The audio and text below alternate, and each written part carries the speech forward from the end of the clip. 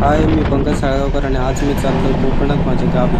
जत्रा आहे, जत्रेसाठी आणि घरचं थोडं काम पण आहे, ते पण बघण्यासाठी चाललो आहे. सो बघूया कशी जर्नी होते आजची.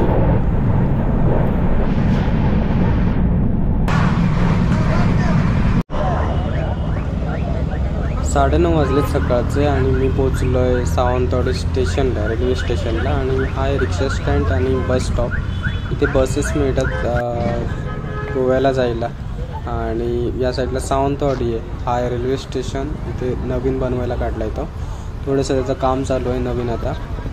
आणि अशा प्रकारे इथे मी पोचलो आहे. थोडीशी लेट झाली, 1 तास ट्रेन, बट होप सो 1 तासच लेट झाली. चांगली जर्नी होती आतापर्यंत. तर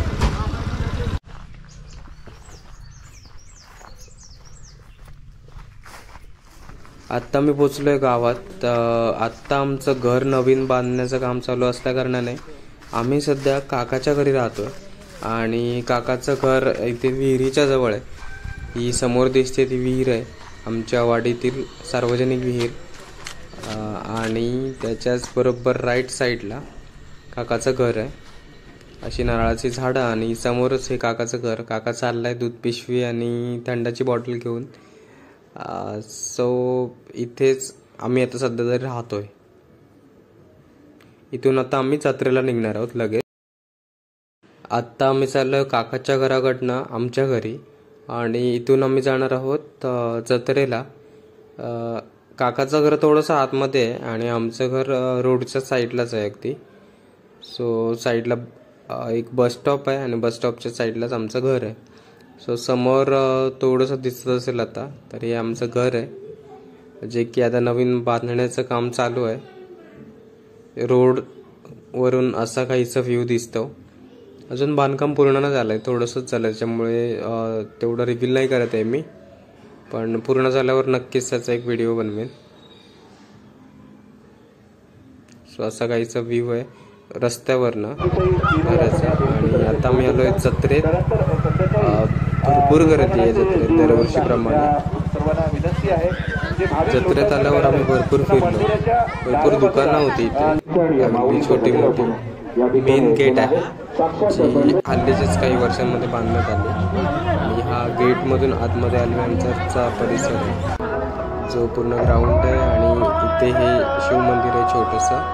आणि त्याच्याच बाजूला माऊलीचं मोठंसं मंदिर आहे. आजूबाजूला छोटी छोटी दुकानं, खेळायची, फुलांची वगैरे वगैरे छोटी छोटी दुकानं लागली. लहान मुलांसाठी खेळण्यांची, फुग्यांची दुकानं आहेत. आणि अशी काहीशी जत्रा असते आमच्या गावी. आत्ता तेवढी गर्दी नाही आहे, पण रात्री भरपूर गर्दी होते इथे. प्रचंड प्रमाणात लोक असतात. म्हणजे अगदी बाहेर फिरून झाल्यावर आम्ही आलो मंदिरात.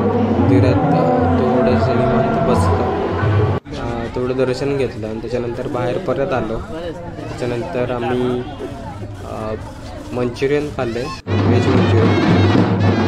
संध्याकाळपर्यंत फिरलो आणि रात्री झाली. रात्रीचं लोटांगण असतं, पाऊस असतं, पावसाप्रमाणे लोटांगण असतं. सो 2 तासाच्या गजरात पालखी काढली जाते. पालखीची मिरवणूक होते पूर्ण मंदिरासोबती. आणि त्याच्यानंतर लोटांगण सुरू होतं. लोटांगणाच्या सभोवतीच अशी प्रचंड गर्दी असते.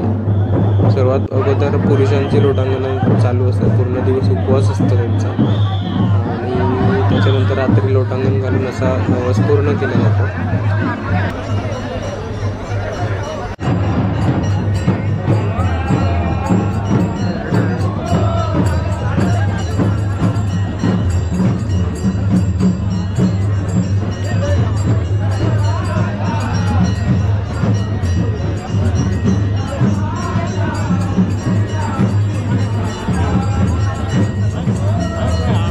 लोटांगणाचा कार्यक्रम झाल्यानंतर पालखी काढली जाते. देवीची पालखी पूर्ण मंदिरासमोर फिरवली जाते. तसंच देवांची लग्न लावली जाते. लग्न लावण्याचा कार्यक्रम पण इथे परंपरेनुसार होतो. देवांची लग्न लावली जातात आणि पूर्ण मंदिरासोबती एक फेरी मारली जाते. आणि त्यासोबतच आजूबाजूला गावातले लोक मंडळी पण असतात दर्शन घेण्यासाठी. आणि अशा मोठ्या लोकसमुदायात खूप सोपं आहे.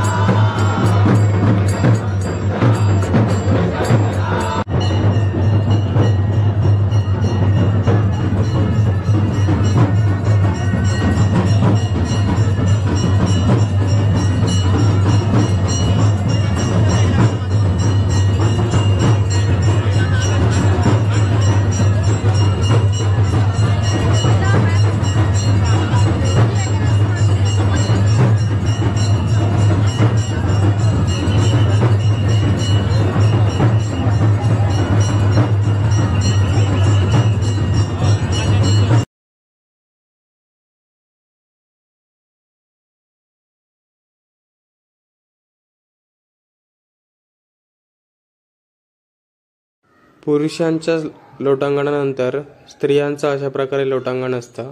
त्याच्यामध्ये लहान मुलीपासून मोठ्या अगदी 60-70 वयाच्या आजी पण सहभाग घेतात आणि आपल्या ज्या पण इच्छा असतात त्या पूर्ण झाल्यानंतर किंवा इच्छा मनाशी ठेवून त्या लोटांगण घातलं जातं. अगोदर पुरुषांचं लोटांगण होतं अशा प्रकारे आणि स्त्रियांचं लोटांगण नॉर्मली देवळासभोवती असं फिरून कंप्लीट केलं जातं.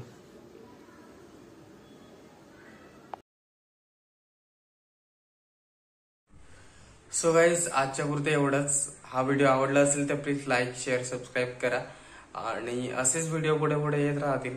अजून चांगले चांगले व्हिडिओ बनवण्याचा मी प्रयत्न करेन. तुम्हाला व्हिडिओ आवडत असेल तर लाईक करा आणि तुमचे काही सजेशन असतील तर खाली तुम्ही कमेंट बॉक्समध्ये सांगू शकता. थँक्यू.